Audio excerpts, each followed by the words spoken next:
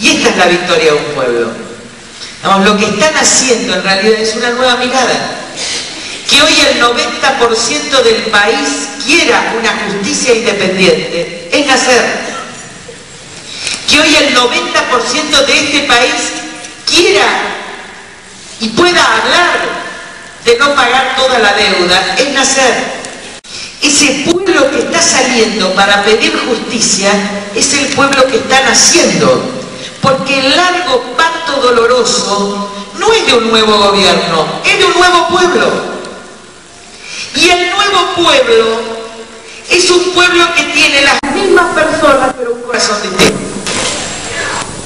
Y es el día del parto porque es el día en que ese pueblo perdió el miedo a los mafiosos.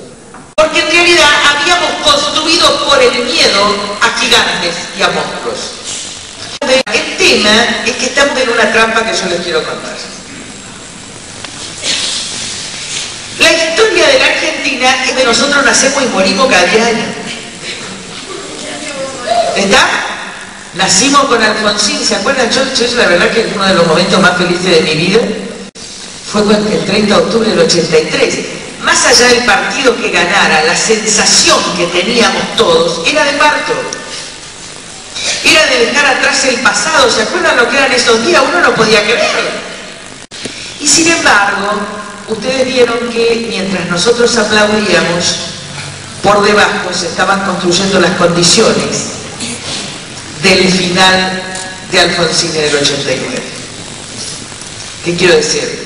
Los que empezaban a negociar con los militares, los que garantizaban la impunidad de la deuda externa en el Banco Central, que era el Machinea. Digo, nosotros aplaudíamos afuera, y los que estábamos en los pueblos y en las provincias más, porque a nosotros las noticias nos llegan mucho más reducidas. Entonces, mientras nosotros aplaudíamos, se estaba gestando por abajo algunos gérmenes de destrucción que hacían que ya estaban construyendo la caída del 89. Y los 90 fue más grave todavía, porque también es cierto que en el año 91 o 92, ¿se acuerdan? Convertibilidad, parecía que nacíamos. Y muchos, algunos ya se daban cuenta del germen, porque uno ya estaba como sobre aviso, pero muchos creían que cuando comprábamos los microondas, cuando comprábamos esto, cuando teníamos el crédito, también creíamos que salíamos al primer mundo. Y sin embargo ya estábamos poniendo los pilares de la caída del 2001.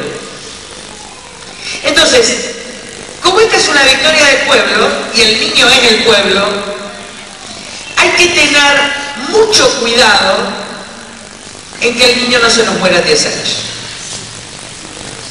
Es decir, nosotros tenemos que generar no un camino de aplauso que construya por abajo lo que siempre fue, sino un camino de apoyo a lo que está bien y de mucho cuidado para que en realidad el tránsito sea lineal y no sea circular del eterno retorno a la vieja destrucción.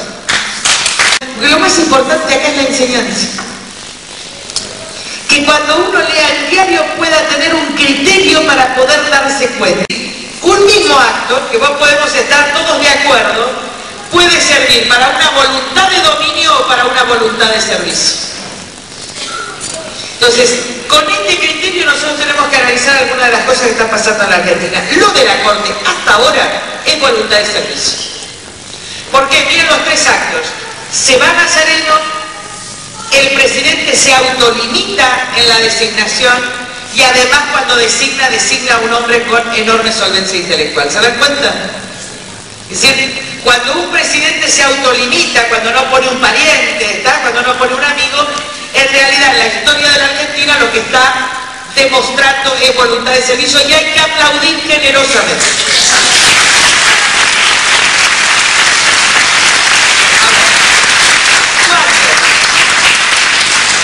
Ese mismo gobierno designa la SIGEM, que es el lugar donde se controlan las cuentas públicas, a la esposa del ministro de Obras Públicas. Ahí hay voluntad de dominio y voluntad de impunidad posterior de la Cámara. Y no hay que nepotismo en cualquier lado. Porque esto de que las esposas son las más competentes, también es cierto que hay muchas otras mujeres y muchos otros hombres que son competentes y no son hermanas o esposas. Y estoy separando a Cristina, que tiene militancia propia y está elegida por el pueblo. Pero no tenemos que perdonar que los hermanos de los presidentes y las esposas de los ministros conformen los órganos de control y los ministerios. Porque hoy son estos, pero mañana son Emir Yoma. ¿Se entiende? Entonces, cuidar el niño es cuidar estas cosas. Y yo tengo el deber de decirlo.